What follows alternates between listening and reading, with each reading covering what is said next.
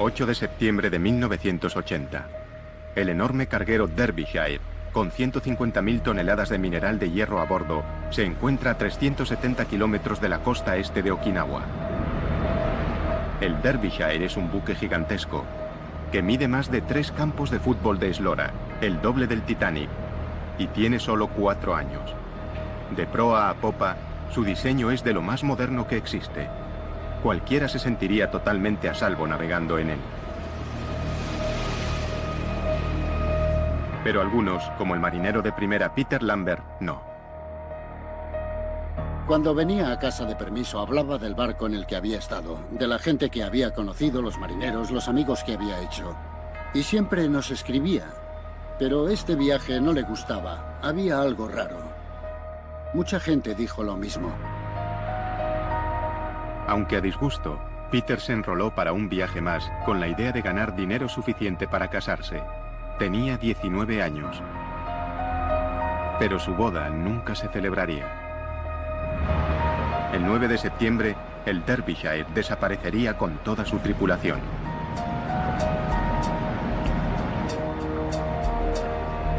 Era el barco británico más grande que se hubiera perdido nunca en el mar, y nadie se explicaba cómo. ¿Cómo podía este barco gigante, tripulado por marineros experimentados, desvanecerse sin más, sin haber hecho una llamada de socorro y sin dejar rastro? ¿Sería otra víctima de uno de los enigmas más aterradores y duraderos del Océano Pacífico? Al sur de Japón se ubica una vasta extensión de océano vacío. Desde 1940, en estos crueles mares, han desaparecido misteriosamente un buen número de barcos gigantescos.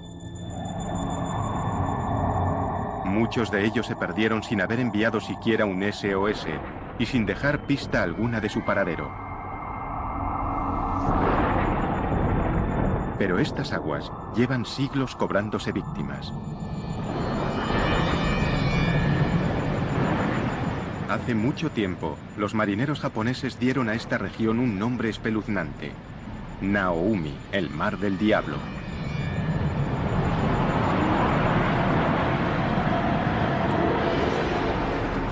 Las leyendas japonesas hablaban de fuerzas desconocidas que vencían a los buques más fuertes y de grandes monstruos marinos que arrastraban a sus marineros a la muerte.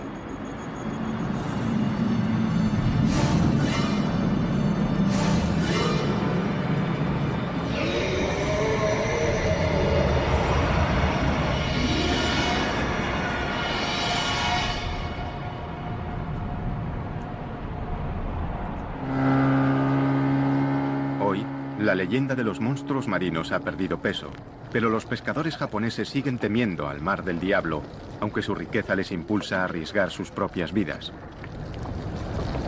El mar del diablo es un mar de abundancia. Siempre hemos pescado allí.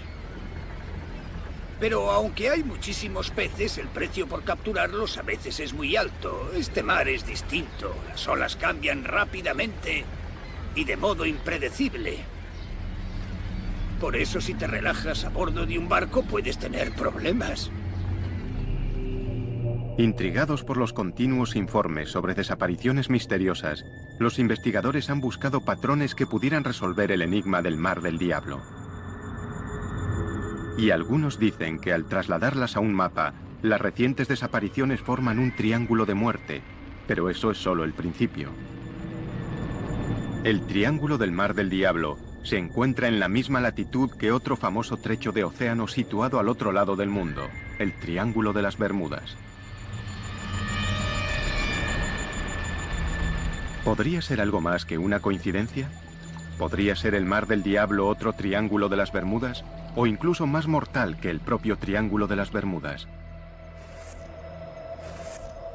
Hay quien cree que podría serlo. El profesor Junichi Yaoi, escritor y experto en fenómenos paranormales, tiene una polémica teoría sobre por qué han desaparecido tantos barcos en el Mar del Diablo.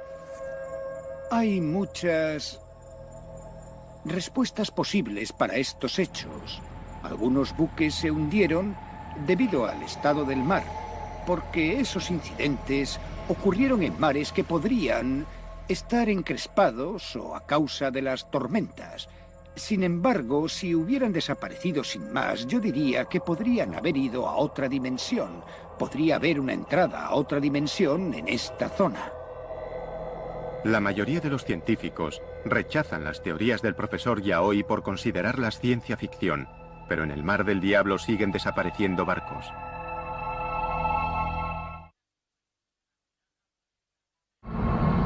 Enero de 2002. El MV Linji, un carguero chino con 19 hombres a bordo, no llega a su destino en el puerto japonés de Kagoshima.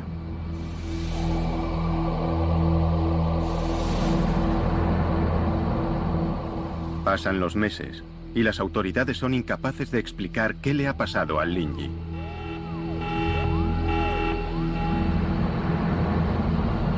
Desapareció sin haber realizado una sola llamada de socorro y sin dejar rastro alguno.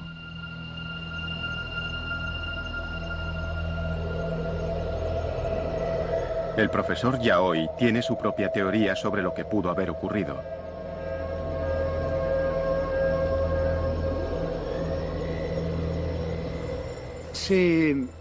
Lo explicaré con un ejemplo muy sencillo. Imagínese una onda de radio. Como todos sabemos, los programas de televisión, ya sean dramáticos, documentales o informativos, se hacen en un estudio. Cuando se emiten, se convierten en ondas de radio que nosotros no podemos ver ni tocar. Lo que quiero decir es que quizás la dimensión diferente está aquí, en el lugar en que vivimos, pero nosotros no podemos verla ni tocarla.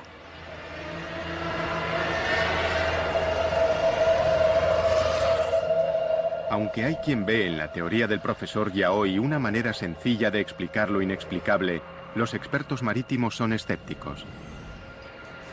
Yo soy escéptico, probablemente muy escéptico ante cosas de este tipo.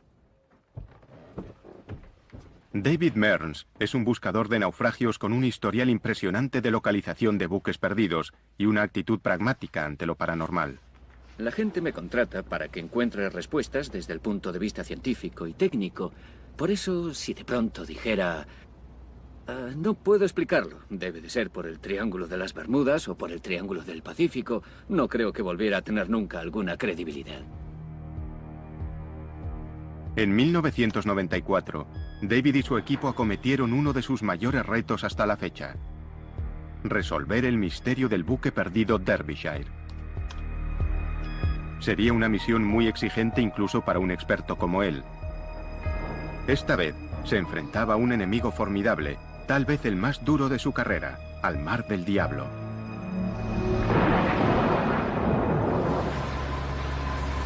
Los miembros del Escuadrón 47 saben lo difícil que es encontrar algo en la monotonía de este océano. Los ojos de la Armada de los Estados Unidos en el cielo se encargan de la guerra antisubmarina, la vigilancia y las operaciones de búsqueda y rescate. No hay ningún lugar de la región al que no podamos ir en un periodo razonable de tiempo. Siempre tenemos un avión preparado para salir en una hora. Siempre está disponible para cualquier tipo de misión de búsqueda y rescate, de actividad de piratería o cualquier otra cosa. La patrulla 47 está en su puesto lo más rápido posible. Los aviadores conocen la región como la palma de su mano, pero ni siquiera ellos pueden explicar lo que han experimentado en este mar. Hay historias, rumores sobre cosas extrañas que les han ocurrido a los aparatos, pero también notamos cosas que a veces no quedan registradas. Por ejemplo, oímos algo que suena raro, volvemos atrás, ponemos la grabación y no está. Hay muchas historias sobre cinturones que se desabrochan y trampillas que se abren y cierran solas en zonas diferentes por las que volamos. En un trabajo tan peligroso y especializado como este, hay que estar prevenido. Los hombres y mujeres que vuelan por estos cielos hostiles saben que no son solo barcos los que desaparecen. Los cielos del Mar del Diablo se han cobrado su cuota de aviones. Y hay una desaparición misteriosa que obsesiona sobre todas las demás a las tripulaciones que sobrevuelan esta zona a diario. 22 de marzo de 1957, 4:48 de la mañana. Un avión de transporte Stratofighter C-97 de las Fuerzas Aéreas de los Estados Unidos despega de la isla Wake hacia el Aeropuerto Internacional de Tokio con 67 militares a bordo.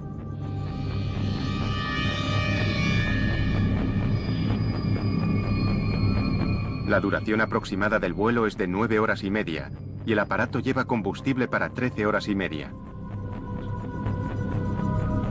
Durante 8 horas, el vuelo discurre con normalidad.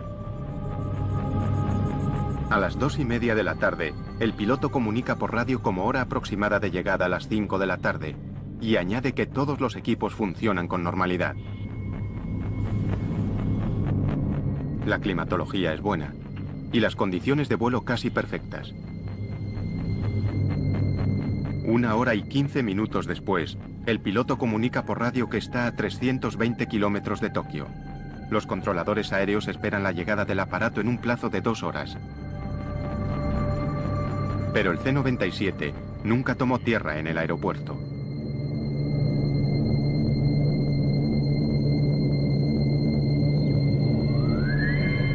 Los equipos de vigilancia y rescate peinaron miles de kilómetros cuadrados de océano, reconstruyendo el recorrido del aparato. No encontraron nada. El gigantesco avión de transporte había desaparecido. Algo dentro o sobre el Mar del Diablo tenía poder suficiente para eliminar al enorme aparato sin dejar rastro. ¿Qué pudo haberle ocurrido a este formidable avión, fabricado para el combate y en condiciones perfectas para el vuelo? A día de hoy, nadie lo sabe. Sigue siendo un misterio y un peligro que los hombres y mujeres del ejército deben aceptar en el cumplimiento del deber.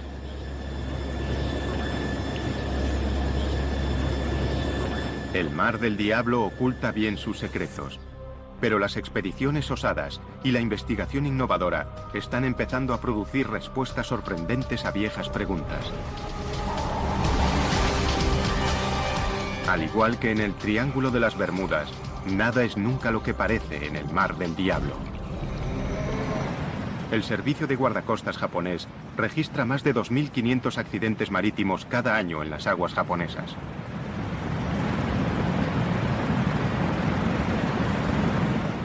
Estas aguas mortales son inmensas e implacables. Las posibilidades de dar con un barco perdido en esta zona hacen que encontrar una aguja en un pajar parezca fácil.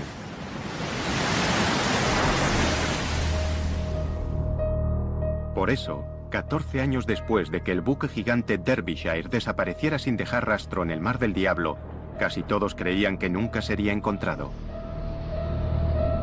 El informe oficial culpó a las fuerzas de la naturaleza y el caso se cerró. Pero las familias de la tripulación del Derbyshire no iban a permitir que el suceso se olvidara. Querían respuestas.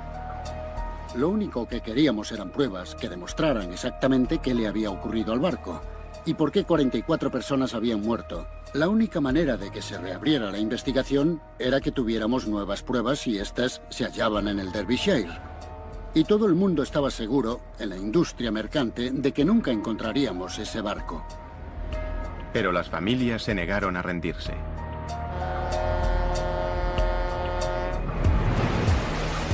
En julio de 1994, una expedición dirigida por David Mears de Oceaneering Technologies ponía rumbo hacia el Mar del Diablo con la esperanza de solucionar el caso. El equipo se apoyaba en una débil pista. En la época del hundimiento del Derbyshire, los aviones de búsqueda y rescate informaron de una mancha de combustible no muy lejos de la última posición conocida del barco. Nadie había utilizado el petróleo como pista inicial para salir a buscar el barco. Había cierta incertidumbre en aquella época sobre lo grande que podía ser el área. ¿Estaría el petróleo directamente sobre el barco o lo habría arrastrado la corriente 15 kilómetros, 100 kilómetros, 150 kilómetros? Nadie lo sabía. Pero mi corazonada era que se trataba de una señal excelente que nos llevaría hasta los restos del Derbyshire. Solo con esta pista, David Mears y su equipo intentarían lograr lo imposible: encontrar el Derbyshire y poner fin al misterio. Una cosa era organizar la búsqueda, pero en este vasto y violento océano, las probabilidades de encontrar el Derbyshire eran mínimas. El lecho del océano está a kilómetros de profundidad, y aunque el Derbyshire estuviera allí abajo, su estado de conservación 14 años después de su desaparición era impredecible. Con casi todo en contra, el equipo de la expedición depositó su fe en un dispositivo moderno, el sonar de barrido lateral. Remolcado por su barco, recorrería el lecho del océano y enviaría imágenes tomadas a 4.000 metros de profundidad. Pero estos barridos del sonar serían también una carrera contrarreloj. Cada día de búsqueda costaría decenas de miles de euros. El equipo de búsqueda solo tenía dinero para 8 días en el mar.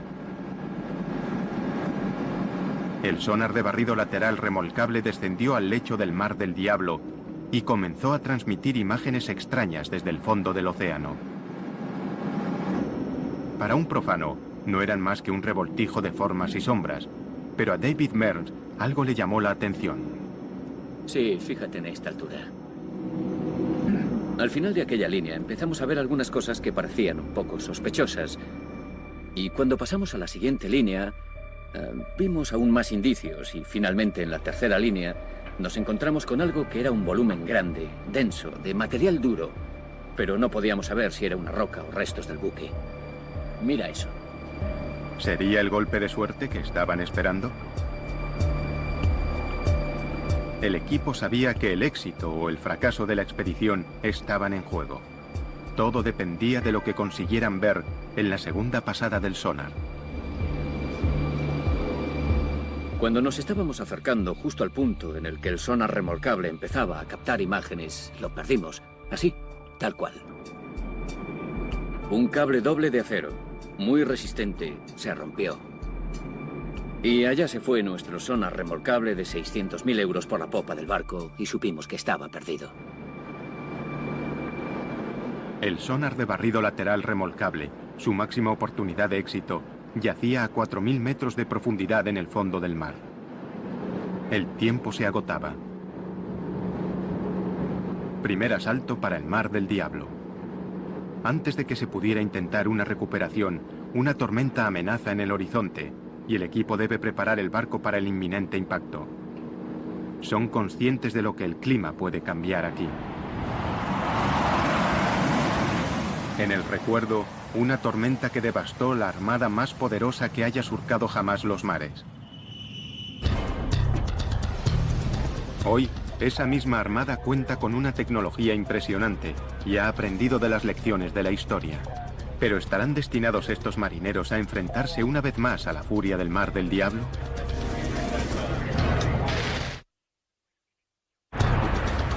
Al final de la Segunda Guerra Mundial, la séptima flota de los Estados Unidos estableció su base en Japón y desde entonces ha dominado el Pacífico.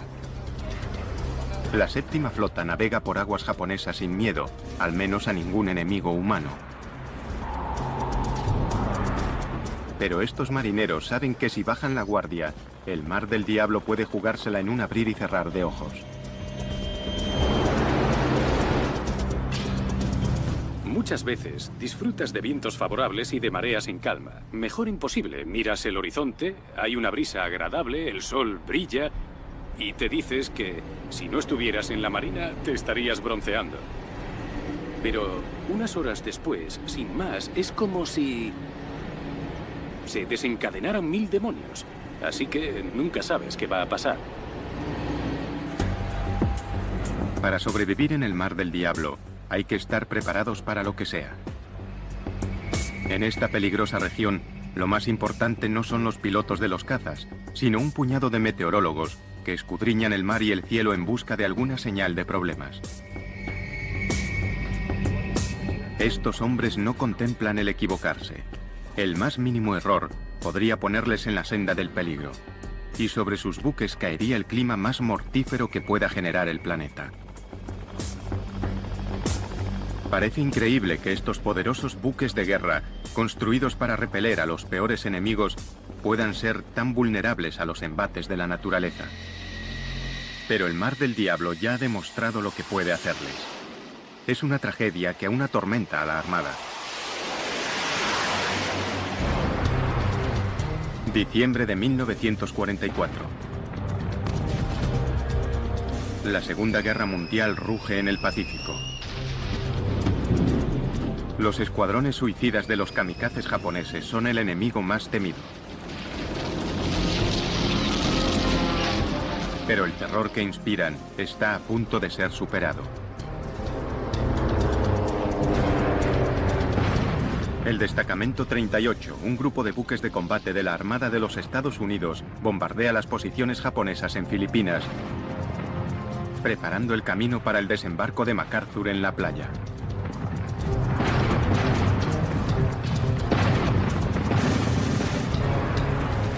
Después de 3 días de bombardeos, deben interrumpir el ataque y situarse en formación para repostar. Pero en el horizonte se está formando una fuerza mortal. Una fuerza mucho más destructiva que todo lo que los japoneses pudieran lanzarles.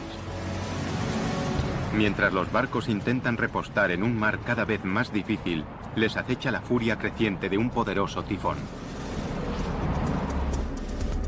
Cuando la tormenta se desata, no hay donde esconderse. Los marineros del Destacamento 38 se ven luchando por salvar sus vidas. El mar es descrito como montañoso. Estaba muy encrespado. Los barcos se balanceaban. El viento estaba entre los 50 y 75 nudos con rachas que alcanzaban los 120. El nivel de ruido era terrible.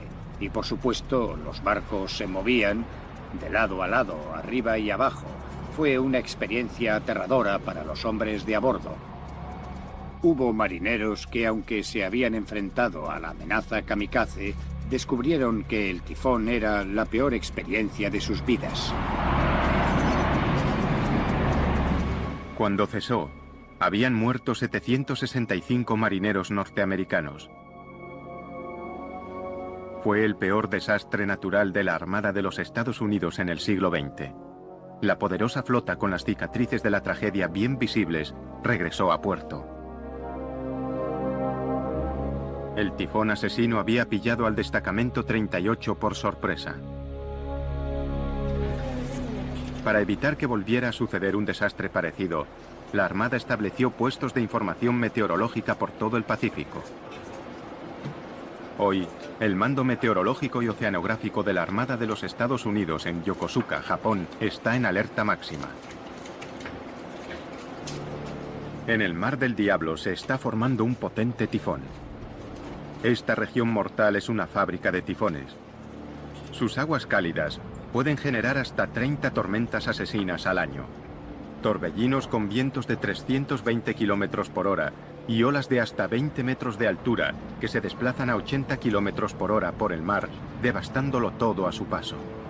El oleaje asociado con la tormenta ahora mismo es de unos 9 metros. Por eso estamos alejando a los barcos de la zona. Estamos alejando a los barcos de la costa de China y esperamos que se mantengan vientos de 80 nudos con rachas de 105 desplazándose al oeste.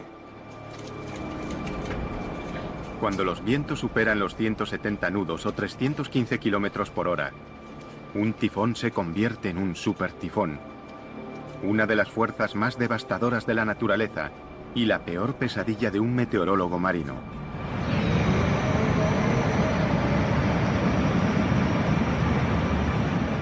En un supertifón puede haber olas que superen bien los 10 metros y mucho mayores de lo que querrías encontrarte con un barco. Capaces de hundir barcos, hacerlos encallar, destruir instalaciones portuarias y casas en las islas y devastar absolutamente todo lo que se encuentran. Un viento de 170 nudos derrumbaría muros de hormigón y estructuras permanentes. La labor de un meteorólogo naval consiste en asegurarse de que si un monstruo meteorológico como este agita los mares, no se encuentre nunca con un buque de la Armada de los Estados Unidos. Si están lo suficientemente cerca de tierra, pueden capear el temporal en la seguridad relativa de un puerto, pero los buques que están muy lejos de la costa no tienen otra opción que afrontar la tormenta.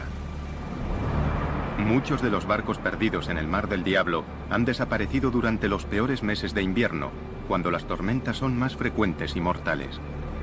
Pero estos son buques gigantes, pensados para resistir las peores condiciones. Un tifón solo no podría hundirlos. Cuando el gigantesco carguero Derbyshire puso rumbo hacia el Mar del Diablo, era septiembre de 1980, la peor época en la estación de los tifones. A las 10:19 de la mañana del 9 de septiembre, el capitán informó de que el Derbyshire estaba luchando contra vientos de 110 km por hora y olas de 10 metros.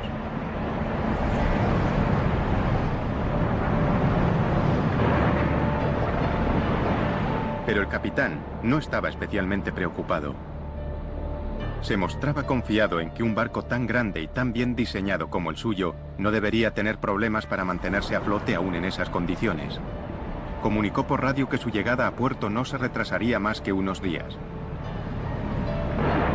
Pero el Derbyshire desapareció sin dejar rastro. ¿Cómo pudo equivocarse tan trágicamente? ¿Estará enterrada la respuesta bajo las olas? Hoy, los investigadores están desvelando los secretos más profundos del Mar del Diablo. El Instituto Japonés de Ciencia y Tecnología Marina envía regularmente un equipo a estas oscuras profundidades. El sumergible Shinkai 6500 es el orgullo de la flota. Fabricado para sumergirse hasta el fondo de los océanos más profundos del mundo. Los científicos marinos pasan largas horas en las tinieblas de las profundidades, explorando un mundo nunca visto a una escala casi increíble. En algunos lugares, las fallas en el lecho del océano caen hasta 12.000 metros por debajo de la superficie del mar. Si la montaña más alta del mundo, el Monte Everest, se alzara desde este abismo, aún estaría más de 2 kilómetros bajo las olas. Los investigadores no han hecho más que rascar la superficie de este mundo submarino. ¿Podría ser esta la última morada de los submarinos de la Segunda Guerra Mundial perdidos por causas desconocidas? ¿Quién sabe qué podrían ocultar estas profundidades sombrías?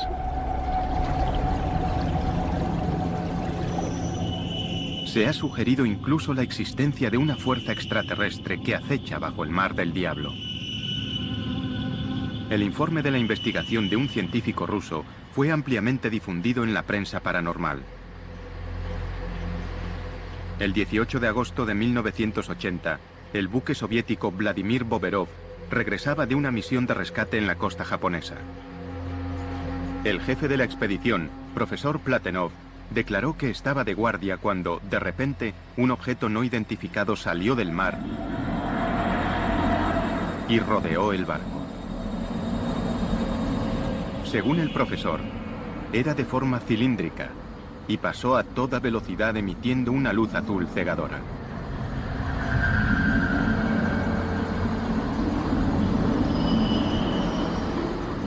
El profesor declaró que aquel extraño aparato no se parecía a nada de este mundo. El objeto dio vueltas alrededor del barco durante varios minutos y se volvió a sumergir en el océano tan rápidamente como había aparecido. A lo largo de los años, se habían contado historias similares que habían acrecentado la leyenda del Mar del Diablo. Pero hay otra explicación para los objetos extraños que salen del agua. Los científicos japoneses rechazan la idea de una fuerza extraterrestre submarina. Para ser sincero, casi todos los fenómenos son explicables con los conocimientos de que disponemos, aunque nunca he visto un fenómeno tan extraño. ¿Qué fuerza natural puede enviar objetos hacia una superficie que está a kilómetros de distancia? Una posible respuesta se halla en el abismo occidental del Mar del Diablo, donde el núcleo fundido de la Tierra amenaza con salir a través de la frágil corteza.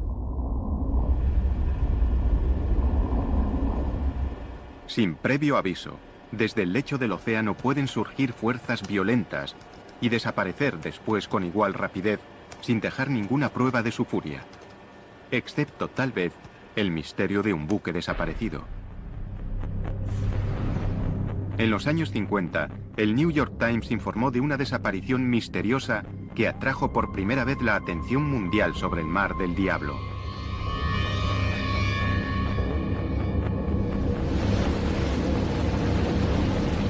23 de septiembre de 1952. El Kaiju Maru 5, un buque de investigación de los guardacostas japoneses con 31 personas a bordo, se dirige hacia el arrecife Myojin, en el Mar del Diablo, para estudiar una extraña actividad submarina. Dada la buena marcha que llevan, la tripulación espera llegar al arrecife en menos de un día. Pero después de 3 días de silencio de radio, las autoridades declaran el buque desaparecido.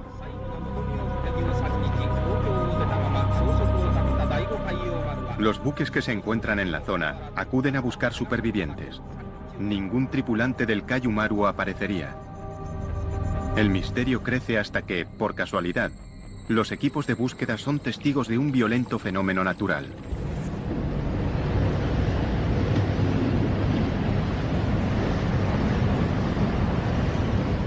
Si la erupción hubiera ocurrido súbitamente bajo el Kaiju Maru, el buque se habría hundido de inmediato, sin tiempo siquiera para emitir una señal de socorro.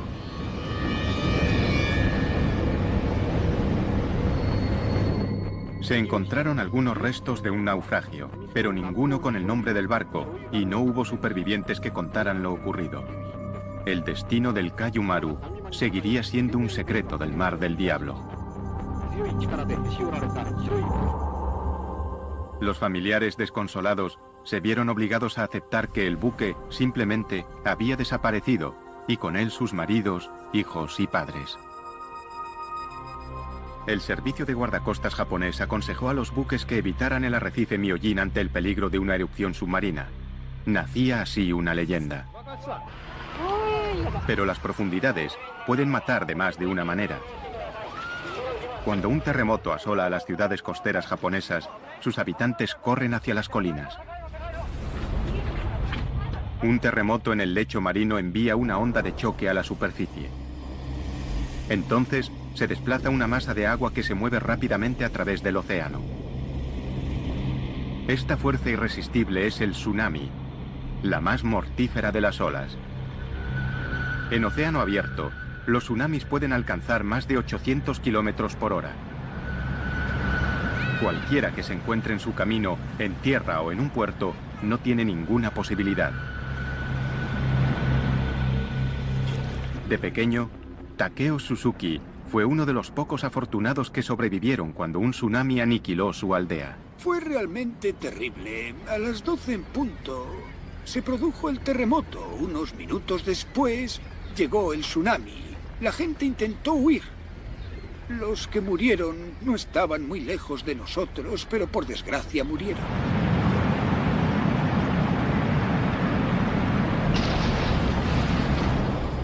A lo largo de la historia, los tsunamis se han cobrado las vidas de cientos de miles de personas. Hoy, los tsunamis siguen causando estragos en la costa japonesa. Y con demasiada frecuencia, la gente no se da cuenta de la amenaza que suponen hasta que es demasiado tarde. Nadie conoce mejor la impresionante fuerza de un tsunami que Chip McCready, del Centro de Advertencia de Tsunamis del Pacífico. Un tsunami incluso de 3 metros es muy devastador, porque el nivel del mar se eleva a 3 metros y se queda a esa altura durante 5 minutos, 10 minutos, 15 minutos, y durante ese periodo de tiempo llega mucha agua a la orilla y a gran velocidad. Esto no solo produce inundaciones, sino que la fuerza del agua derriba cosas y arrastra escombros que a su vez se convierten en arietes. Algunos expertos han sugerido que estas olas monstruosas podrían ser las responsables de la desaparición de buques en el Mar del Diablo. Pero quienes mejor conocen los tsunamis afirman que es poco probable. Un tsunami muy destructivo solo alcanzaría 1 metro o menos de altura en mar abierto. Y como estas olas son muy anchas, el tiempo que la ola necesita para levantarse y después volver a bajar es muy largo. Podría ser de entre 20 minutos y 1 hora. Así que este lento ascenso y descenso del mar en medio del océano pasa casi inadvertido. Aunque provocan enormes destrozos en la costa, no se puede culpar a los tsunamis de la desaparición de un barco en el mar. En alta mar, el tiempo se agotaba para la expedición que buscaba al buque perdido Derbyshire. Habían obtenido un escáner prometedor del lecho marino donde presuntamente había desaparecido el barco. Pero antes de tener una identificación positiva, el sonar de barrido lateral remolcable se había perdido, reclamado por el Mar del Diablo. Ahora la tormenta amainaba y la misión podía continuar. Intentarían recuperar el sonar de barrido lateral e identificar el objetivo. ¿Pero estarían preparados para lo que encontrarían a 4.000 metros de profundidad?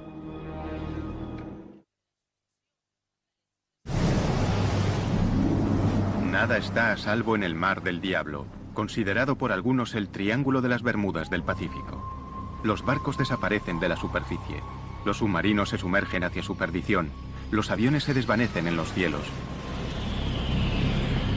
Algunos culpan a fuerzas artificiales, otros a fuerzas naturales. Pero sin duda, se trata de una de las zonas más peligrosas y misteriosas de todos los océanos del planeta. Y una pieza del rompecabezas estaba resultando esquiva hasta la frustración.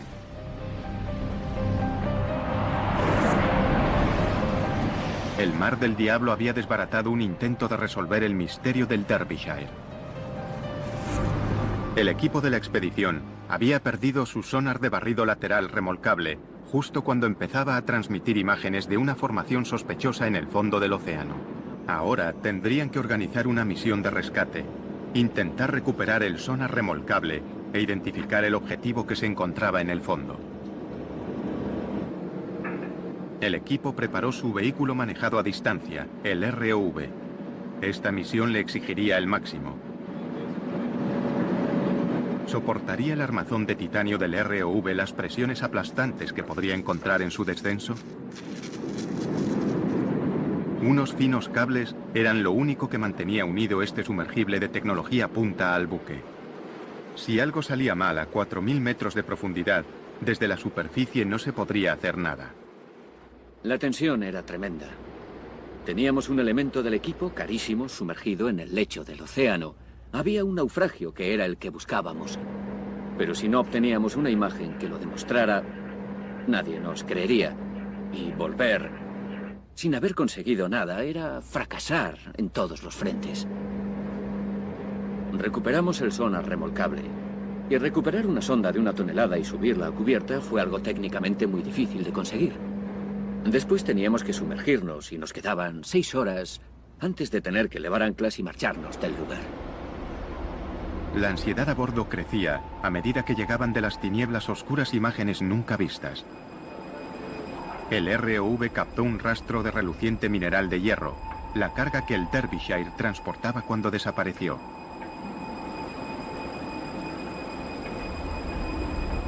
El metal retorcido confirmaba que el objetivo era un naufragio. Y entonces, el momento que todos esperaban.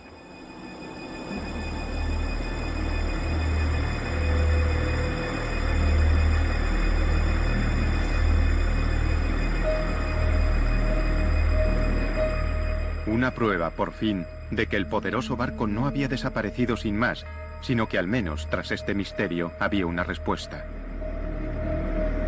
Encontrar los restos de un naufragio es una sensación fantástica. Muchos habían predicho que no lo encontraríamos. Así que el momento en el que empiezas a ver el naufragio, que puedes ver esas imágenes, es una gran sensación.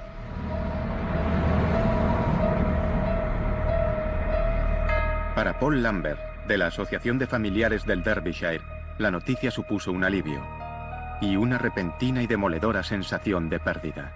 Muchas familias en el fondo no habían aceptado que el Derbyshire se había hundido, porque hay un montón de islas desiertas en la zona y algunos familiares creían que sus maridos o sus hijos estarían en una isla desierta. Recordamos a aquellos que perdieron la vida en el mar, navegando en el buque mercante Derbyshire. Cuando el barco apareció, les arrebatamos esa idea y hubo muchas emociones enfrentadas. La realidad, de repente, de que tu ser querido no va a volver a casa. Aunque hayan pasado 14 años desde que se hundiera el barco, aún se aferraban a eso. Jeffrey Victor Underhill.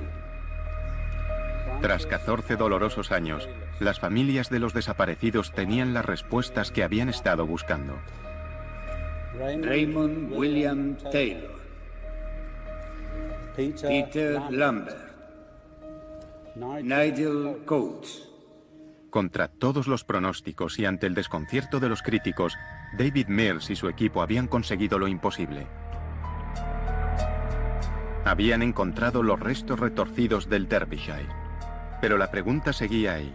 ¿Qué acontecimiento catastrófico podía haberlo enviado al fondo del mar? Los hallazgos de la expedición ayudaron a